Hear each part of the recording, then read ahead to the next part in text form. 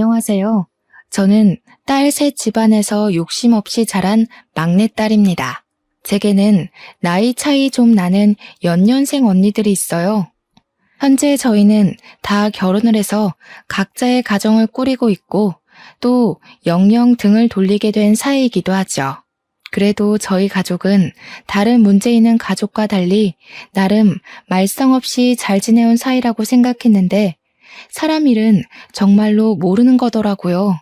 이미 각자 다른 가정이 생긴 시점에서 남보다도 못한 사이가 될 줄 누가 알았겠습니까? 언니들 집안과 연락을 안 하고 지낸 지 좀 되긴 했는데 그동안은 이사한다고 정신없이 지냈고 지금에서야 마음의 여유를 겨우 찾았거든요. 그래서 사연을 한번 써보려고 컴퓨터를 들락날락 했었네요. 제 이야기도 이런 곳에 올라갈 수 있는지는 모르겠습니다. 만약 유명한 곳이라면 어디선가 언니네 식구들이 들을 수도 있겠죠? 솔직히 제발 언니들 귀에 들어갔으면 좋겠다는 생각도 듭니다. 그렇다면 언니들도 자기네들이 그동안 어떤 사람으로 보였는지 깨우치고 반성할 테니까요. 반성할 거란 기대마저 제가 너무 많이 바라는 것일지도 모르겠네요. 지금부터 제가 하고자 하는 얘기를 들려드릴게요. 저의 집이 딸 셋만 있는 집안이라고 했지 않습니까? 저는 귀한 딸 셋 중에서 가장 빨리 결혼을 했고 또 가장 어려운 형편을 살고 있는 자식이기도 했습니다. 저보다 7, 8살 많은 큰언니와 작은언니는 연년생이었고 제가 태어나고 자라는 동안 둘은 이미 단짝 친구처럼 쿵짝이 잘 맞는 자매로 똘똘 뭉쳐 있었어요. 그렇다고 언니들이 제게 못살게 굴었다는 건 아니고요. 그냥 저한테 딱히 관심을 두지 않았어요. 그럴 만도 했죠. 언니 둘은 연년생이다 보니 서로 학교도 같이 다니고 사춘기도 같이 겪고 고민도 비슷했을 거 아니에요. 언니들이 걸어갔던 길을 다시 반복하고 있는 저는 언니들에게 항상 관심 받기였습니다. 그래도 제가 공부나 고민이 있으면 조언을 해주기도 했어요. 하지만 언니들과의 대화는 그 정도가 다였죠. 그럴 수밖에 없다는 걸 이해하기 때문에 저는 언니들에게 서운한 것도 딱히 없었습니다. 부모님 두 분도 언니들 신경 쓰느라 제게 크게 신경을 두지 않아서 저는 혼난 기억도 거의 없거든요. 처음부터 그런 환경에서 컸던지라 제가 이렇게 지내는 건 그저 당연하다고만 생각했어요. 가족의 무관심도 익숙해질 수 있는 요인인지 저조차도 몰랐네요. 제가 욕심 없이 큰 것에 비해 큰언니, 작은언니는 저와 다르게 학창 시절부터 실리를 좀 많이 따지는 사람이었습니다. 저는 언니들이 차려놓은 밥상에 숟가락을 얹던 사람이었다 보니 언니들이 장학금을 받거나 상을 타오는 걸 축하만 해줬지 정작 저는 그런 걸 욕심부려 도전해봐야겠다고 생각한 적이 없었어요. 두 언니들이 학교에서 수상을 잘해오면 부모님이 저희 자매를 데리고 외식을 했는데 이처럼 저는 가만히 있어도 맛있는 걸 먹을 수 있었고 가만히 있어도 용돈이 주어졌으니 아마 제가 더 욕심 없이 컸을 수도 있습니다. 제 생각에도 언니들과 제가 가무 아래서 자랐는데 이렇게 다른 성향을 띨 수 있나 싶어 신기했어요. 저는 가족의 관심 말고는 뭐 하나 부족한 것 없이 컸다 보니까 돈에도 욕심이 없는 사람이었거든요. 그런데 언니들은 좀 달랐어요. 부모님과 외식하는 걸 좋아하는 저와 다르게 부모님이 주는 용돈에 집착을 많이 했었죠. 그리고 대학을 가면서 독립을 시작했을 때는 하고 싶은 쪽으로 전공을 선택하기보다는 돈이 되는 전공으로 진학까지 했어요. 그러면서 언니들은 제게도 한 번씩 조언을 해주었는데 돈 없으면 아무것도 못하는 게 이 세상이라고 부모님 꼴을 보라는 식으로 얘기를 했던 기억이 납니다. 언니들이 대학을 갔을 때 저는 언니들이 인식하는 부모님은 어떤 존재인지 알 수 있었어요. 언니들은 저희 집안의 형편을 굉장히 탐탁지 않게 보고 있었습니다. 자기네들이 잘난 부모님만 만났어도 진작에 하고 싶은 일 하면서 유학도 가고 스스로에게 투자도 많이 했을 거라고 하더군요. 언니들이 그렇게 생각할 수밖에 없었던 건 말 그대로 저희 집 형편이 그저 그런 게 맞긴 했어요. 언니들이 하고 싶어 하는 일을 지원해 주기엔 저희 집이 그만한 여유는 못 되었다는 겁니다. 언니들이 장학금을 받아올 때마다 부모님이 칭찬을 했던 것도 다 형편이 넉넉지 않았기 때문이었어요. 그럼에도 제가 부족한 것 없이 자랐다고 말했던 이유는 저는 언니들과 달리 욕심이 없는 사람이었으니까요. 부모님께 바라는 것도 없고 조르는 것도 없어서 부모님이 제게 쓰는 돈은 언니들에 비해 많이 안 들었기에 제가 웬만큼 누리고 살았던 겁니다. 언니들이 손해보는 것 싫어하고 특히 돈을 좋아한다는 건 어릴 때부터 알고 있었습니다. 하지만 그냥 그런 줄로만 알았어요. 부모님을 한심한 눈으로 보고 있을 줄은 전혀 몰랐습니다. 언니들이 독립하기 전 집을 떠날 때 그런 말을 하더군요. 공부 아무리 열심히 해도 저렇게밖에 못 산다고. 부모님처럼 개고생하며 살고 싶은 게 아니면 돈 많은 남자 잡거나 돈 잘 버는 곳에 뛰어들라고 말입니다. 그런데 그 중에 모순이었던 건 뭔 줄 아십니까? 그렇게 떠나는 언니들 손에는 부모님이 언니들한테 용돈하라고 쥐어준 통장이 있었다는 거예요. 언니들이 독립하던 당시 저는 고작 중학생이었습니다. 저는 언니들이 부모님을 욕하면서도 부모님의 도움을 거절하지 않는 게 이해되지 않았어요.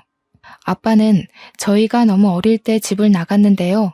서울 외곽에서 공장 돌리며 돈을 벌고 있었는데 공장이 워낙 바쁘다 보니 우리를 들여다볼 시간이 많이 없었거든요.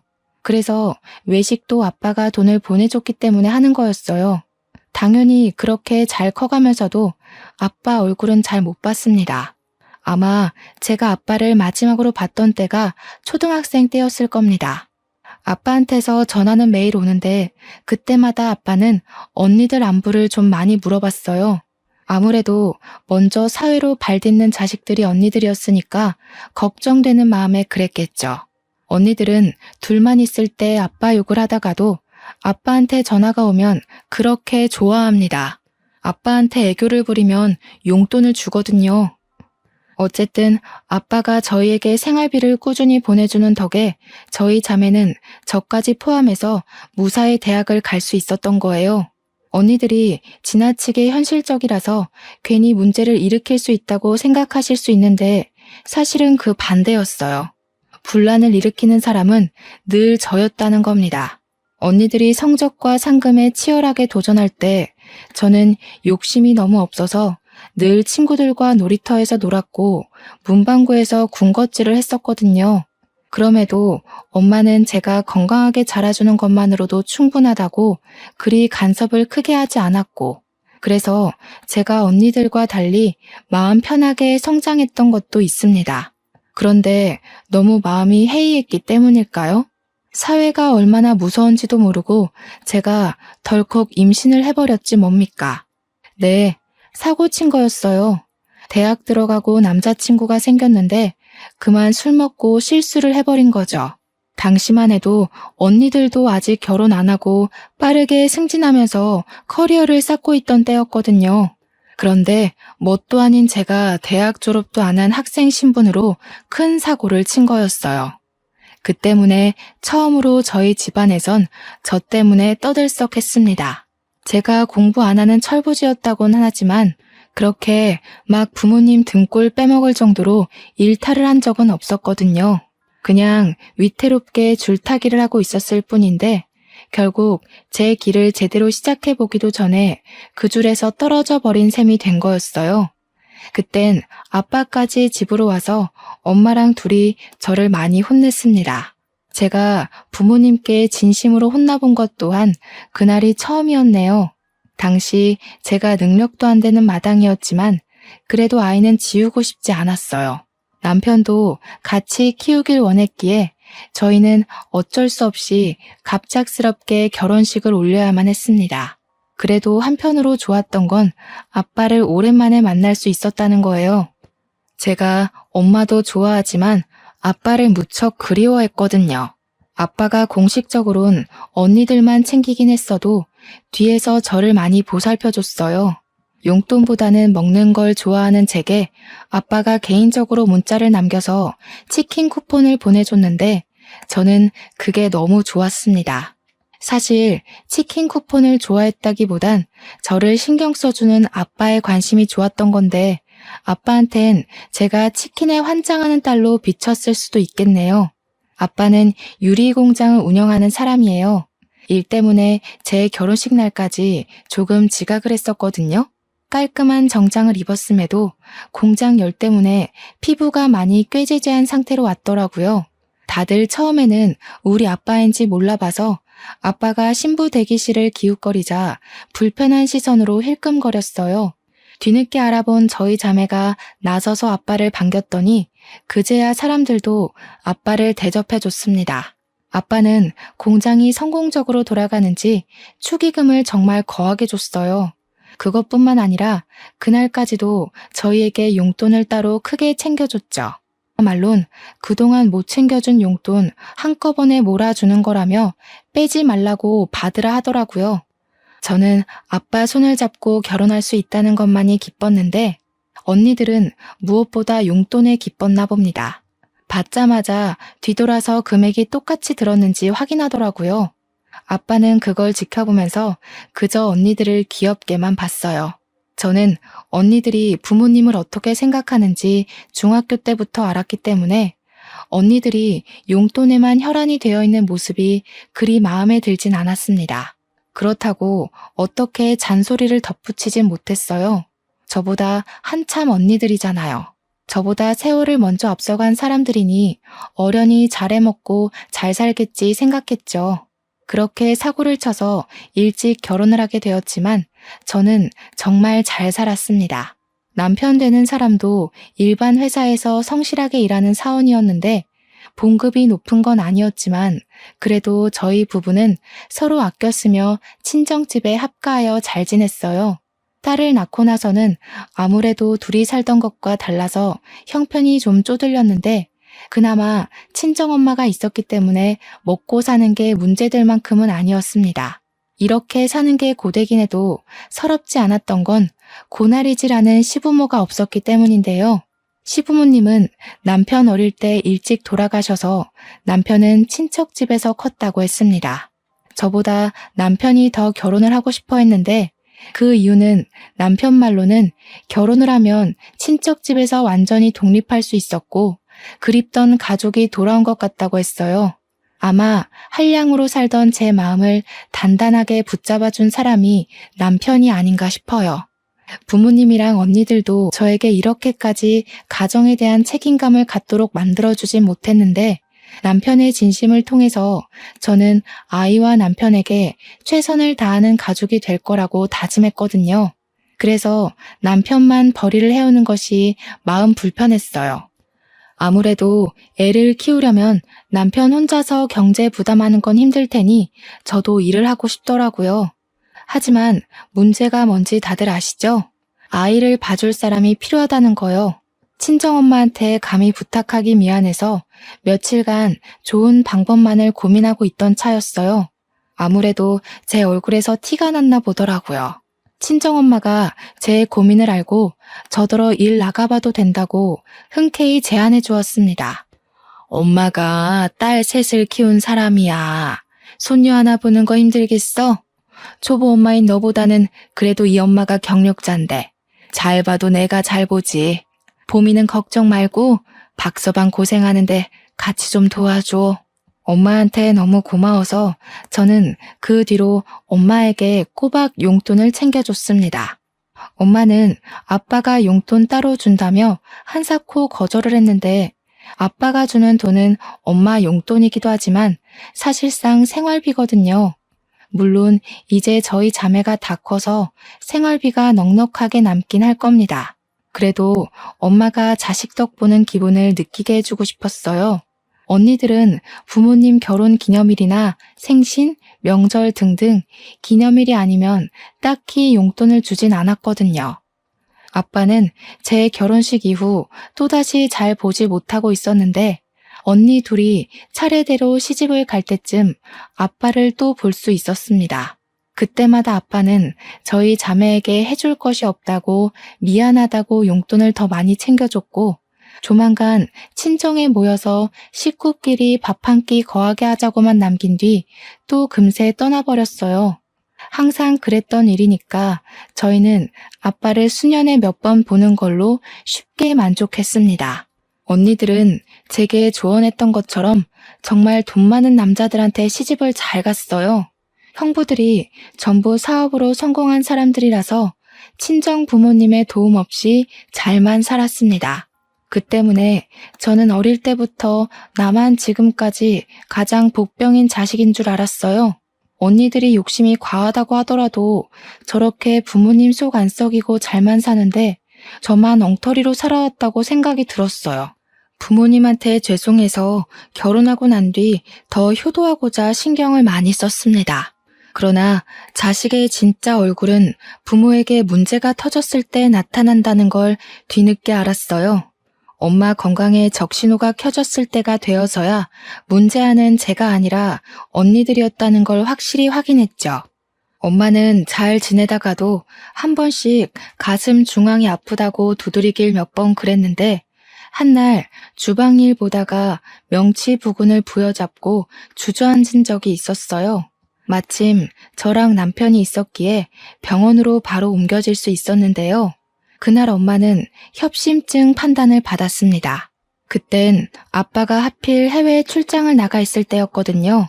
제가 아빠한테 개인적으로 연락을 해 엄마 상태를 알렸지만 아빠는 한국으로 곧장 들어오고 싶어도 그럴 수가 없었어요. 코로나 시국 때문에 비행기 운행이 중단돼서 한동안 난리가 났었잖아요. 저희 아빠가 바로 그 시기에 걸려 해외에서 오도 가도 못하는 상태가 돼버린 겁니다.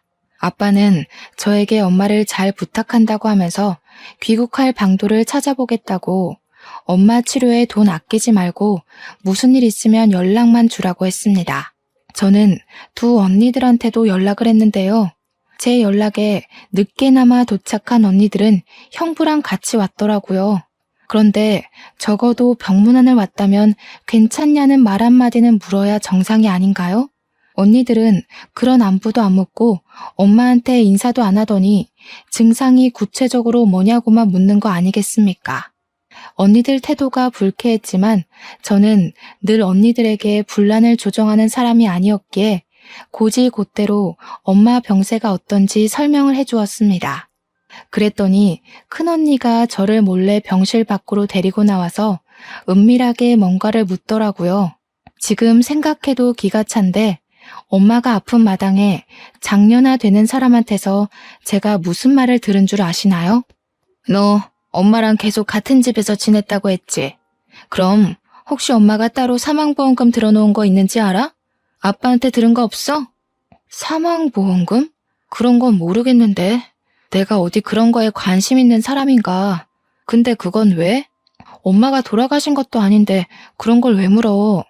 설마 언니, 엄마 돌아가신다고 보는 거야? 목소리 낮춰. 넌 내내 엄마랑 같이 살았으면서 그런 것도 모르니? 그리고 협심증이 왜 오는지 모르지? 엄마 저렇게 쓰러질 정도로 크게 온 거면 이미 심각성이 극에 달했다는 거야. 너 아니었으면 엄마 이미 이 세상 떴을 거라고. 무슨 말을 그렇게 쉽게 해. 엄마가 위험할 뻔했던 거 맞아. 그래서 지금 치료 잘 돼서 회복 중이잖아. 그럼 다행이라고 생각해야지. 지금 언니 말은 엄마가 큰일 날 뻔했으니까 챙길 거 먼저 챙기자는 말로 들리는데 큰언니는 저를 애보듯 고개를 절레절레 저으며 혀를 끌끌 찼습니다. 저더러 인생 힘들게 살 것 같다고 하더니 저를 지나쳐 병실 안으로 들어가 버리더라고요. 그리곤 엄마한테 보험금 얘기를 직접 물어보는 거 아니겠습니까? 그때 엄마가 잠깐 정신 잃었던 걸 막 회복해서 저희 남편이 돌봐주고 있던 참이었거든요. 그런데 거기다 대고 큰언니가 엄마한테 사망보험금 얘기를 했다니까요. 너무 황당해서 제가 황급히 큰언니를 말렸는데 엄마는 이미 언니 의도를 알아듣고 눈치챈 것 같았습니다. 그 상황에서 작은 언니는 큰 언니가 아닌 저를 말리는 거 아니겠어요? 작은 언니 말이 이럴 때는 가만히 있는 거라고 뭘 모르면 빠져있으라더라고요. 형부들도 똑같았어요. 남편과 제가 상대적으로 어린 편에 속하니까 다들 저희들을 무시하는 경향까지 있었습니다. 솔직히 기분은 엄청 상했지만 제가 나서서 분위기를 뒤엎을 수는 없었어요. 당시에는 제가 아직 젊은 편이라서 제 주위에 잘못돼서 돌아가시는 사람들이 없거든요. 그렇다 보니 원래 사람이 잘못되면 사망보험금 같은 걸 제대로 따지는 게 맞는 건가 싶어서 살짝 긴가민가 했기 때문입니다. 하지만 제 남편도 두 언니들과 형부들의 행동을 이해 못하는 걸 보면 역시 그 모든 게 정상적인 분위기는 아닌 듯 했습니다. 저는 그날로 언니들에게 정이 많이 떨어졌어요. 차라리 언니들한테 연락하지 말 걸 후회도 했고 앞으로는 연락이나 안부를 넣지 말아야겠다고 다짐도 했죠. 엄마는 입원이 불가피할 정도의 상태였기 때문에 치료를 위해서 입원을 해야만 했습니다. 저는 엄마를 간병도 해야 되고 아이도 봐야 해서 어쩔 수 없이 일을 그만둬야 했어요. 최대한 제가 엄마 옆에 있을 거지만 그래도 아직 우리 딸이 아기다 보니까 아이를 하루 종일 병원에 둘 수 없잖아요. 엄마도 아이 때문에 마음이 불편하다고 해서 저는 할 수 없이 언니들한테 연락을 해야 했습니다. 웬만하면 언니들한테 엄마를 부탁하고 싶진 않았는데 간병인에 돈 쓰지 말라는 엄마 말 때문에 다른 방법이 없어서 결국 연락했어요. 같이 서울에 있는 언니들한테 전화해서 순번 돌아가며 엄마를 간병하자고 했습니다. 형부들 믿고 주부로만 놀고 먹던 언니들은 흔쾌히 알겠다고 하더라고요. 사람 속이 그리 쉽게 변하는 게 아닌데 언니들이 쉽게 수긍하는 바람에 제가 아주 잠시 언니들에게 기대를 했었네요. 언니들은 병실에 와서 엄마 얼굴 한번 보고 휴대폰만 하다가 1시간 만에 쌩 돌아가 버리곤 했대요. 이 사실도 엄마가 얼렁뚱땅 말해줘서 심증만 있었는데 우연찮게 제가 병실 들릴 일이 있어서 갔다가 직접 언니들의 나태를 목격했습니다. 그때 제가 작은 언니를 붙잡고 어디 가냐고 물어봤던 걸로 기억나요. 저녁 먹는 시간까지 엄마 곁에 있어줘야 하는데 언니가 오후 2, 3시쯤 병실을 나가더라고요. 제가 붙잡았을 때는 당황하기는커녕 오히려 뻔뻔하게 저더러 잘 왔다고 엄마 좀 봐달라는 거 있죠. 형부들 사업 도와야 된다고 길게 자리를 비울 수 없다네요. 학교 다닐 때는 부모님한테 그렇게 칭찬받으려고 악착같이 상 받아오고 상금 타오던 언니들이 이제 자기들만의 목표를 달성했다고 생각한 건지 돈 많은 형부들에게 시집가고부터는 거의 친정의 발길을 끈다시피 살았어요. 엄마 간병하는 것만 봐도 자식 같지도 않았다니까요. 제 자식들도 아닌데 보면 제가 다 서운하더라고요. 참다 못한 제가 홧김에 엄마한테 언니들 욕을 하면 엄마는 그저 괜찮다면서 요즘 사람들 바쁜 거 모르냐고 다 포용하는 거 아니겠습니까? 부모님이 가만히 계신데 제가 괜히 나서서 뭐 하겠어요? 언니들처럼 배경 좋은 집에 시집을 간 것도 아니고 함부로 누굴 덤빌 만큼 돈이 있는 것도 아닌걸요. 저는 언니들 간병 태도를 알고 나선 언니들에게 오지 말라고 했습니다. 언니들이 얼씨구나 좋아하더군요. 그리곤 엄마 간병은 오로지 저 혼자 해냈어요. 남편 퇴근할 때까지만 제가 아이를 보고 있다가 남편이 오면 병원에 들려 아이를 데려가는 걸로 했습니다. 그렇게 저는 밤늦게까지 엄마 옆에 있다가 아침 일찍 다시 병원으로 출근을 하길 반복했어요. 언니들이 가끔 엄마 어떠냐고 문자가 왔는데 언니들한테 여전히 화가 났지만 그 분을 삭히면서 최대한 엄마 앞에서는 괜찮은 척을 했습니다. 그렇게 1달 정도가 지났을 겁니다. 병원 치료 덕분에 회복이 빨리 되고 있는 줄 알았던 엄마는 급작스레 찾아온 가슴 통증을 호소하다가 급하게 수술실로 실려갔어요. 하필 새벽이었던지라 저와 남편이 자다 일어나서 애를 안고 병원을 뛰어갔었거든요. 그런데 그게 엄마와의 마지막 모습이 될 줄은 꿈에도 몰랐어요. 저에겐 살아온 인생들 중 가장 힘들었던 날이기도 했고 최대의 고비였다고도 말할 수 있어요. 그때만 해도 아빠는 당연히 코로나 때문에 한국에 오질 못하는 상황이었습니다. 아빠한테 이 사실을 어떻게 알려야 하나 그것도 저에겐 곤욕이었어요. 그렇게 갑자기 이별을 하게 될 줄 알았다면 엄마 옆에서 살 걸. 엄마 옆에 붙어서 떨어지지 말 걸. 모든 게 후회되고 그저 저 때문에 엄마가 돌아가신 것 같아서 괴로웠습니다. 엄마의 마지막 웃는 모습이 자꾸 마음속에 아른거려서 한동안 쉽게 일어나질 못했어요. 제 아이도 제대로 살피지 못했을 정도로 빈소에서 내내 무너져 있는데 이 상황에서 제 심기에 거슬렸던 건 역시나 제 친언니들이었습니다. 언니들 둘은 엄마가 돌아가셨는데도 눈물 한 방울 흘리지 않더군요. 제가 전화를 할 정신이 없어서 남편이 언니들한테 연락을 했었는데 남편 말로는 언니들이 놀라는 기색은 있었지만 금세 그럴 것 같았다는 반응이었대요. 그 소리를 전해 듣는데 무척 화가 나더라고요. 심지어 언니들이 조무객 드릴 떡을 먹으며 떠들다가 엄마 사진 앞에 앉아있는 저한테까지 와서 엉뚱한 소리를 해댔습니다. 지금 너 살고 있는 집 명의 엄마 거 맞니? 내가 사망보험금은 따로 알아봤는데 수익자가 아빠 이름으로 돼 있더라고. 왜 그렇게 해놨는지 몰라. 다른 집 부모님들은 항상 자식 생각 먼저라던데. 우리 부모님은 돈에 대해선 꽁꽁 숨기려 해서 탈이야. 엄마가 돌아가신 날이었습니다. 눈앞에는 엄마가 웃고 있는 영정사진이 있었고요. 그 앞에서 울고 있는 제게 이런 말을 해대는 언니들을 이해할 수 있으신가요? 어떻게 친자식이라는 사람들이 엄마가 돌아가셨는데 재산만 따질 수가 있죠? 그때부턴 언니들에게 화가 나는 걸 떠나서 언니들이 정말 사람처럼 안 보이더라고요. 그날은 매번 가정 불화를 피했던 제가 난생 처음으로 언니들한테 대든 날이기도 했습니다. 지금 모르는 사람이 돌아가셨어? 우리 엄마가 돌아가신 거야. 이 상황에 재산 얘기가 하고 싶어. 난 그래도 언니들이 때와 장소는 가릴 거라 생각했어. 친자식이라는 사람들이 어떻게 엄마 앞에서 그런 말을 할 수가 있어? 얘가 아직 어려서 뭘 모르네. 엄마 협심증 위험 단계였어. 어차피 돌아가실 거였다고. 뻔히 정해져 있는 미래에 희망을 걸긴 왜 걸어? 진작에 마음 정리 다 했어야지. 넌 네가 엄마 간병했다고 생각하지? 웃기는 소리 마.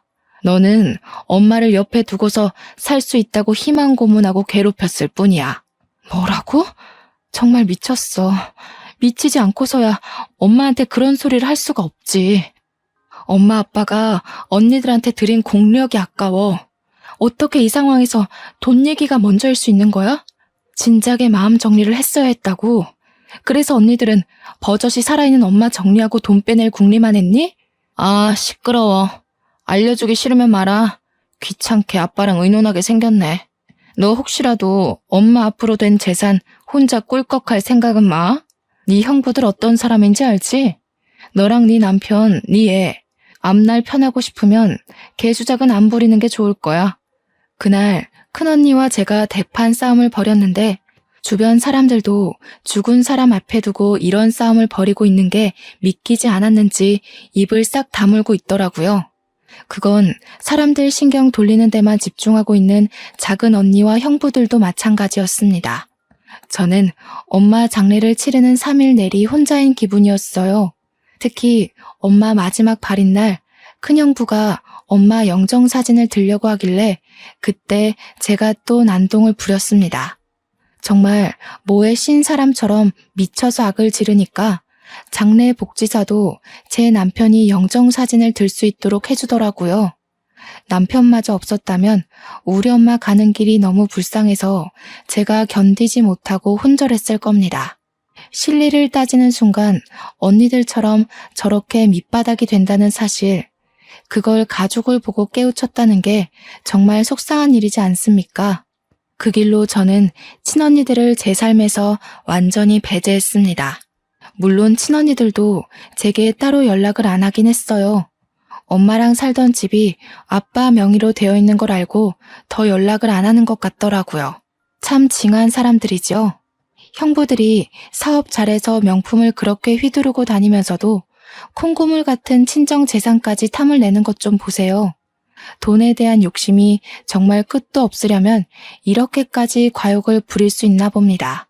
언니들의 금전욕 정말 지긋지긋하네요. 아빠한테 엄마에 대한 소식을 알리는 것도 정말 힘들었어요. 제가 엄마의 죽음을 제 탓했던 것처럼 아빠도 자책을 많이 했어요. 자신 때문에 엄마가 홀로 고생 많이 해서 그런 거라고 엄마 가는 길을 지켜주지 못해 괴로워하셨습니다. 야속하게도 시간은 생각보다 빠르게 흘러갔는데요. 저는 엄마 없는 집에서 엄마 생각을 하며 적적하게 1년 정도 보냈습니다. 어느 날 뉴스를 보니 몇 군데는 비행기 운행이 가능하다는 소식이 들려오더군요. 아빠도 귀국했는지 궁금해서 지난주까지 주고받던 연락을 한 번 더 넣었어요. 다행히 아빠가 귀국을 했다고 하더라고요. 조만간 집에 들르겠다고 했는데 그 연락이 끊기고 나서 일주일 뒤에 아빠가 집을 찾아왔습니다. 그런데 말이에요. 아빠 몰골이 완전 말이 아닌 거 있죠? 아빠가 아빠 입으로 신원을 증명해주지 않았다면 그냥 동네 거지가 초인종을 눌렀다고 생각했을 정도였습니다. 그만큼 아빠는 노숙인 몰골로 집 앞에 서 있었어요. 아빠, 도대체 무슨 일이 있었던 거예요? 어쩌다가 이런 고생을, 추운데 옷까지 얇게 입으시고, 일단 들어오세요. 들어와서 얘기해요. 시기가 겨울이었는데 저희 동네가 유독 바람이 많이 도는 곳이라서 더 추웠거든요. 그런데 아빠는 누더기 같은 티셔츠만 입고 있고 겉옷은 안 입고 있더라고요. 감기라도 걸릴까봐 얼마나 걱정이 되던지. 얼른 따뜻한 곳으로 모셔야 될 것 같아서 아빠 손을 잡고 안으로 안내했습니다. 보일러를 후끈후끈하게 틀고 따뜻한 차를 준비했어요. 아빠의 얼음장 같은 몸이 좀 풀릴 때까지 저와 남편은 지극정성으로 아빠를 살폈고 이제 3살인 제 딸 눈에도 우리 아빠가 추워 보였는지 가지고 놀던 담요를 들고 와서 아빠한테 덮어주더라고요. 아빠는 제 딸이 걸음마도 못할 때 2번 정도 보고는 오랜만에 보는 거였어요. 아빠가 제 딸한테서 눈을 못 떼는 거 있죠? 예봄이가 참 많이 컸구나. 어쩜 너 어릴 때랑 이렇게 똑 닮았니? 네 엄마가 예봄이를 많이 안아줬다지? 아이고, 이 할아비도 우리 손녀 좀 안아봐도 될까? 제 딸의 할아버지 되는 입장으로서 손녀를 안아보는 건 당연하다고 보는데 아빠는 마치 허락 없이는 제 딸에게 손을 못 댈 것처럼 조심하더라고요. 제가 당연히 된다고 무슨 그런 말을 하냐고 했더니 아빠가 너털하게 웃으면서 제 딸을 안아보았어요. 딸 입장에선 한 번도 본 적 없는 할아버지가 낯설었을 텐데도 마치 원래 알던 사이처럼 친근하게 안기는 거 있죠. 저희 부부야 괜찮지만 솔직히 딸에겐 아빠의 키키한 냄새가 후각을 찔렀을 텐데도 딸은 아랑곳 않고 아빠 휴대폰에 달린 장식고리를 갖고 놀더라고요. 아빠가 제 딸을 안고 있는 모습을 보니 엄마가 겹쳐 보여 괜스레 마음이 찡 울렸습니다. 그보다 얼굴 못 본 세월 동안 아빠한테 대체 무슨 일이 있었던 건지 무척 걱정이 되었어요. 아빠, 무슨 일이 있었는지 저희한테 말해줄 수 있어요? 저희는 당연히 아빠가 공장 때문에 바쁘게 지내는 줄만 알고 있었는데 그게 아니었던 거예요? 아무래도 시국이 이렇다 보니 내가 운영하던 공장도 문을 닫게 되었어. 어떻게 해결해 보려고 해외까지 나갔더니 그게 이렇게까지 발목을 잡힐 줄 몰랐네. 해결도 못하고 그만 개털이 되어버렸지 뭐야. 세상에, 고생 많았겠어요. 아빠가 그렇게 고생하고 계시는 줄도 모르고 저희는 저희 사느라 바빴네요. 엄마가 아빠 정말 보고 싶어 했는데 아빠 힘든 거 아셨다면 엄마도 걱정 많이 했겠죠? 그래서 내가 더 말 못했어. 정말 아빠로서 면목이 없구나. 딸아 정말 미안하지만 내가 지금 가진 것이 하나도 없다. 당장 갈 곳도 없어서 그러는데 나 좀 걷어줄 수 있겠니? 제가 자식인데도 불구하고 조심스레 눈치 보며 묻는 아빠의 말이 너무 가슴 아프게 박혔습니다. 아빠는 항상 우리를 위해서 거의 반평생을 타지에서 고생하느라 가족과 시간도 못 보냈고 또 엄마 돌아가시는 길도 못 봤지 않습니까? 제가 아빠 입장을 대신 생각해도 이렇게나 속상한데 정작 아빠는 혼자서 얼마나 괴로웠을까 싶더라고요. 아빠, 그게 무슨 말이에요? 당연히 우리가 모셔야 마땅한 거지. 더 이상 일할 생각은 말고 앞으로는 푹 쉬어요. 저희가 일하면 되니까 걱정 마시고요. 제 말에 남편도 흔쾌히 동의하면서 아빠가 자신 때문에 눈치 보지 않도록 계속해서 아빠를 위로해 주었습니다. 그러자 아빠가 한동안 말이 없더니 갑자기 흐느끼기 시작하더라고요. 딸이 아빠 얼굴에 손을 깔짝깔짝 대면서 눈물을 닦아주었고 남편은 얼른 휴지를 가져와서 아빠한테 드렸어요. 아빠는 남편에게 고맙다고 하면서 뒤이어 갑자기 눈물을 보인 이유를 말해주었는데요. 그 사실이 제 인생을 바꿨고 당혹스러운 충격을 안겨주었습니다. 내가 너희 집에 오기 전에 하루 이틀 간격으로 큰애랑 둘째 집에 들렀다가 왔다. 그런데 그 녀석들 둘 다 거지꼴이 된 나를 모른 채 하더구나. 그러니까 아빠 말씀은 아빠가 귀국했다는 소식을 연락받은 큰언니가 아빠가 집을 당도했을 때 엄청 반기면서 문을 열었대요. 그런데 아빠의 몰골과 거지꼴이 된 사연을 듣자마자 얼굴색 싹 변하면서 아빠를 모른 척 했다고 하더라고요. 그리고 작은 언니 또한 아빠 꼴을 보자마자 놀란 표정을 짓더니 아빠인 걸 막 부정하면서 경찰에 신고할 거라고 협박까지 했다더라고요. 아빠가 맞는다는 걸 알아채고 나서는 아빠를 밀어내며 형부랑 같이 대놓고 문전박대를 했다고 했습니다. 아빠는 두 언니들 대응을 회상하며 또 한 번 상실감을 느꼈는지 휴지로 눈물을 몇 번 더 훔쳤어요. 같은 배에서 나온 자식이라도 이렇게 다를 수 있다는 걸 네가 알려줬구나. 너희 엄마가 먹여주고 키워주면서 그 고생을 했는데 이 천벌 받을 것들. 아무짝에 쓸모없는 그런 자식들은 나도 더 이상 필요가 없다. 우리 막내딸, 네가 엄마 마지막 가는 길도 외롭지 않게 지켜줬다고 했지? 이 돈 받거라. 아빠의 뒷주머니에서 꼬깃꼬깃 꺼낸 것을 제게 내밀었습니다. 좀 많이 해진 통장이더라고요. 그리고 그 안에는 무려 18억의 숫자가 기재되어 있었습니다. 저랑 남편은 놀라서 이게 뭐냐고, 이 돈을 왜 우리를 주냐고 했는데 그 다음 아빠가 해주는 말이 제게 두 번의 충격을 안겨주었습니다. 아빠가 사실은 저희 자매를 시험해보기 위해 일주일간 거짓말을 해왔다는 거 아니겠습니까? 무슨 말인지 이해를 못해서 대답을 안 하고 있었는데 아빠가 착잡한 마음으로 설명해 주더라고요. 미안하구나. 나도 아빠로서 이래선 안 된다는 거 알지만 너희들 효심을 보기 위해서 일부러 시험을 한 거란다. 엄마가 죽기 전에 나한테 연락이 왔었어. 큰딸이 사망보험금에 대해 물었다고. 그 소리를 듣는데 내가 심장이 얼마나 떨리던지. 내가 가진 재산을 너희에게 공평히 나눠주면 안 되겠다는 생각이 들더라고. 아빠가 공장이 망한 건 거짓말이래요. 해외로 출장을 갔던 건 공장을 살려보기 위해 도움을 청하러 간 것이 아니라 공장이 잘 돼서 해외로 확장이 되었기 때문이라고 했어요. 단순히 우리 자매의 인간성을 시험하기 위해 일부러 거짓 분장을 하고 나타난 거라고 했습니다. 엄마가 아빠한테 큰언니 말을 전하면서 아빠 또한 큰언니와 작은언니의 욕심을 어느 정도 예측하고 있었다고 하더군요. 그 말은 엄마도 말만 안 했지 큰언니 작은언니가 잘못된 길로 빠지는 걸 알고 있었던 듯 싶습니다. 아빠와 엄마는 서로 공유 안 하는 얘기가 없을 만큼 애틋한 사이였으니까요.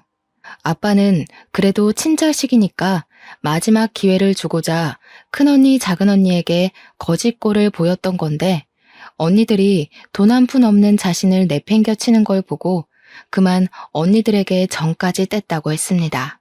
그리고 사실은 저에게 제일 기대를 안 했다고 했어요. 제가 잘 못 살고 있다는 걸 아빠가 알고 있었다고 하더라고요. 아마 엄마가 저희 부부와 같이 살면서 저희 부부 형편을 아빠한테 공유했겠죠. 그래서 아빠는 형편 힘든 저에겐 시험을 해보지 않으려고 했대요.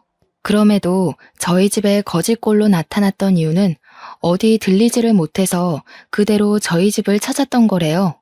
근데 제가 아빠를 보자마자 보인 행동이 언니들처럼 차가운 응대가 아니라서 놀랐다더군요. 오히려 제가 자신의 더러운 손을 붙잡아주는 바람에 저에게도 슬쩍 시험을 해봤다고 했습니다.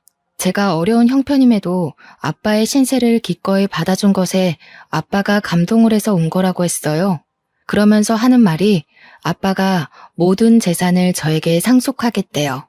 제게 현금으로 준 18억 외에 공장 지분과 아파트, 그리고 다른 부동산 소유물까지 모두 저한테 주겠다고 했고, 변호사까지 선임해서 유언장을 써놓을 예정이라 했습니다.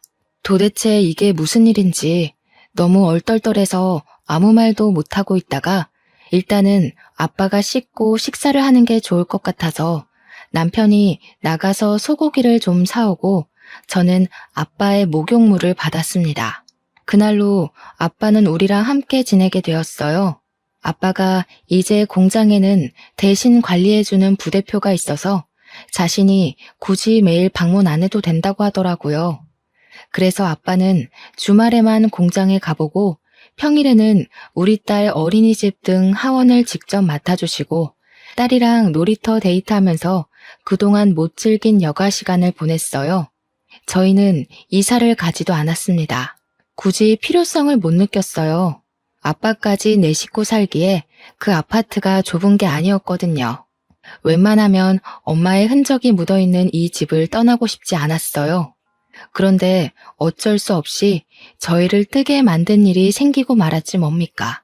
아빠가 거지 분장을 했었단 사실과 재산 상속 사실을 뒤늦게 알게 된 큰언니와 작은언니가 저희 집을 찾아온 거 아니겠습니까? 형부들까지 다 들이닥쳐선 손녀랑 놀고 있는 아빠 앞으로 조르륵 무릎을 꿇더라고요. 아빠, 정말 너무하셨어요. 어떻게 저희랑 상의 한 번 안 하고 막내한테 전부 재산을 상속할 수가 있어요? 아빠가 상처받았다는 거 이해해요. 그래서 잘못했다고 비는 거니까 제발 상속 문제는 다시 의논해요. 네? 뭐가 잘못됐는지도 모르고 또 돈 문제로 유난이구나. 집안에 장녀가 이 모양이니 내가 어디 쪽팔려서 딸 셋이라고 자랑을 할 수가 있나? 너희한테 부모는 돈 없으면 내쫓고 돈 많으면 대접해주는 그런 존재냐? 난 더 이상 날 돈으로 보는 자식들 필요 없다. 이미 내 마음속에서 다 지워버렸어. 썩 나가. 듣자 하니 형부들도 그리 떵떵거리던 사업이 휘청 기울었나 보더라고요. 아빠가 화내실만 하지 않습니까? 큰언니랑 작은언니가 호소하면서 잘못했다고 빌긴 하는데 어째 호소하면 할수록 더 밉상인지 모르겠어요. 뒤에서 듣는 제가 다 기가 막히더라니까요. 형부들도 사업 자금이랑 빚 때문에 아빠 재산에 목숨 매며 도와달라고 고개를 쳐받고 있는데 그걸 보면서 언니들이 참 자기네들이랑 똑같이 돈에 미친 남자를 만났구나 싶었어요. 결국 아빠는 언니들 꼴 보기 싫다면서 상 좀 그만하고 방으로 쌩 들어가 버렸습니다. 언니들이랑 형부들은 한참 아빠 방 앞에서 얼쩡거리다가 이젠 저한테까지 아빠 좀 설득해달라고 부탁하고서 나갔어요. 그리고 저희는 아빠의 권유로 결국 큰언니, 작은언니네가 모를 곳으로 이사를 가게 되었습니다. 엄마와 추억이 깃든 곳을 두고 온 것이 마음에 걸렸지만 아빠가 엄마를 직접 보러 자주 가자고 해줘서 그 집을 놓아줄 수 있었네요. 이사 간 곳은 아빠가 다니는 공장과 가까웠는데 그곳이 사실 남편 직장과는 거리가 좀 멀거든요. 그런데도 남편은 한마디 불평 안 하고 아빠가 선택한 집으로 이사를 했는데요. 아빠가 그쪽으로 이사 간 이유가 다 있더라고요. 자네, 나랑 같이 공장 일 해보지 않겠나? 내가 이제 슬슬 건강에 신경 써야 될 나이잖아. 우리 딸이랑 같이 공장 인계 받으면 좋을 것 같은데. 어떤가? 예? 제가 어떻게 그 큰일을... 전 그리 그릇이 큰 사람 아닙니다, 장인어른. 혹시라도 제가 했다가 공장 잘못되면 저 책임질 능력도 못 돼요. 처음엔 남편이 공장 규모에 놀라서 대표 인계를 마다했는데 아빠가 성실함만 갖추고 있다면 누구나 할 수 있는 일이라고. 아빠가 본 사람들 중 제 남편이 제일 성실하다면서 용기를 주어서 그 제안을 받게 되었습니다. 남편은 아빠한테 너무 감사하다고 눈물을 흘렸어요. 현재 남편은 아빠와 같이 공장으로 출퇴근하면서 인수인계 받는 중입니다. 아빠는 정말 남편한테 공장 대표를 온전히 떠맡길 생각으로 정말 꼼꼼하게 가르치고 있어요. 남편이 힘든 내색 안 하고 잘 따라주는 게 얼마나 자랑스러운지 모릅니다. 저는 딸이 좀 더 크면 뒤이어 배워볼 생각이에요. 아마 이대로라면 자식이 2명, 3명 있더라도 무리 없이 키울 수 있을 여건이 될 것 같아요. 이게 다 저의 위대한 아빠 덕분이겠죠. 저희 자매 중 가장 가난했던 제가 한순간에 대박 부자가 된 셈이니 정말 남부럽지 않게 아이를 키워볼 생각입니다. 아빠도 손녀가 못하는 것 없이 다 누리며 크길 바라시더라고요. 그러면서 저보고도 과거에 형편 어려워서 못 해봤던 것들 다 해보라고 꼬박 용돈도 주시는 거 있죠. 모든 게 행복하고 좋은데 이런 자리에 엄마가 함께 있었다면 더 좋았겠다 싶어 아쉽지 뭐예요. 엄마도 하늘 위에서 저희처럼 마음 편히 즐기고 계실 거라 믿습니다. 그리고 언니들이랑 형부는 제가 몰라 그 동네 찾아가서 소식을 들었는데 아파트 살 능력이 못 돼서 어디로 이사를 간 것 같더라. 언니네 집 둘 다 우편함에는 밀린 관리비가 잔뜩 쌓여 있었어요. 그리고 작은 언니 우편함에는 상간녀 소송장까지 날라와 있었습니다. 아무래도 작은 형부가 망했다 보니 작은 언니가 다른 방편으로 불륜을 저질렀나 봐요. 정말 끝도 없는 밑바닥이네요. 아빠 말대로 저희가 같은 엄마 배에서 나온 게 맞나 싶습니다. 그나마 가족이기 때문에 이만큼 관계를 끌고 왔던 거지 남이었다면 애초에 얼굴조차 마주할 일 없었을 사람이에요. 앞으로라도 길 가다가 마주치는 일 없었으면 좋겠습니다. 제 이야기는 여기까지예요. 가족인데도 불구하고 참 답 없는 사람들이죠. 남도 아니고 가족이 이런 꼴이면 진짜 많이 힘든 것 같아요. 청취자분들 주위에는 이런 위험한 인물들이 없었으면 좋겠네요. 그만 인사드리겠습니다. 들어주셔서 감사해요.